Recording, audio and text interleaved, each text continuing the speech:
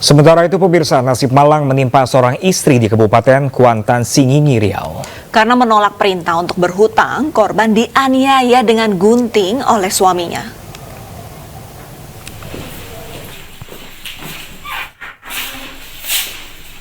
Pria berinisial SL berusia 37 tahun ini kini mendekam di tahanan Polsek Logas, Tanah Darat, Kabupaten Kuantan, Singingi, Riau.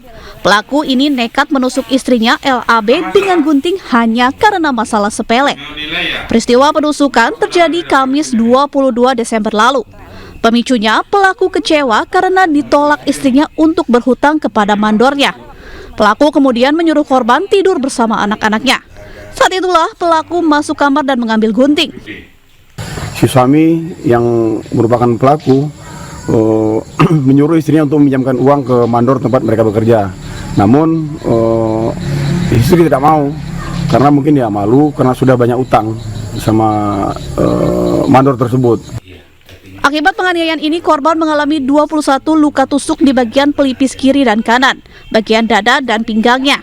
Sementara pelaku dijerat dengan pasal 44 Undang-Undang KDRT dengan ancaman hukuman 5 tahun penjara.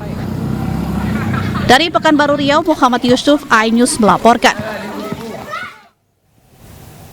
Dan pemirsa, bagaimana perkembangan kasus istri yang dianiaya suami karena menolak berhutang? Sudah bergabung bersama kami Kapolsek Logas Tanah Darat, Ibtu Dodi Hajri. Selamat siang, Pak Dodi. Pak Dodi. Selamat siang. Ya, Pak Dodi. Selamat siang, Pak. Pak Dodi, ini apakah ada motif lain nih, Pak Dodi, selain menolak berhutang hingga suaminya ini tega menganiaya istrinya, Pak Dodi? Berdasarkan hasil pemeriksaan yang sudah kita lakukan, keterangan dari pelaku, motifnya memang masih itu, masih karena hutang yang tidak terpenuhi. Jadi si suami kecewa, kemudian menikam istrinya, demikian, Mbak Rista. Oke, Pak Dodi, ini jumlah uang yang mau dipinjamkan sebenarnya berapa, Bapak? Dan emang ini tujuan untuk pinjam uang buat apa, Bapak? Kalau dari pengakuan untuk memenuhi kebutuhan sehari-hari. Cuman dari beberapa orang yang kita dengar di lingkungan tempat tinggalnya, ini beliau ini si pelaku biasanya kebiasaan sehari-hari biasanya suka mabuk gitu, Pak. Untuk besaran nominalnya ini berapa, Pak, yang diperintahkan hutang ini? Tidak disebutkan. Tidak disebutkan. Jadi artinya Bapak, kekerasan dalam rumah tangga ini apakah artinya ini baru pertama kali terjadi atau sebelumnya memang sudah sering terjadi? Iya, memang si suami ini kerap berlaku kasar, tapi ya sampai puncaknya ya baru ini menggunakan pisau, kemudian menusuk korban. Kalau sejauh ini Bapak, ini pelaku dan istrinya ini korbannya apakah sudah pernah berhutang sama orang lain tetangganya di sana? Iya, pernah. Dan ini untuk apa biasanya mereka Bapak pinjam uang? Tidak banyak, kisaran 300-an, 500 gitu. Uang-uang tersebut biasa digunakan untuk apa, Bapak? Untuk kebutuhan sehari-hari dan ya informasi selentingan yang kita dengar dari ini orang yang tinggal di sekitar. Si suami ini kadang minta ke istrinya untuk mabuk-mabukan juga, diantaranya selain untuk kebutuhan sehari-hari.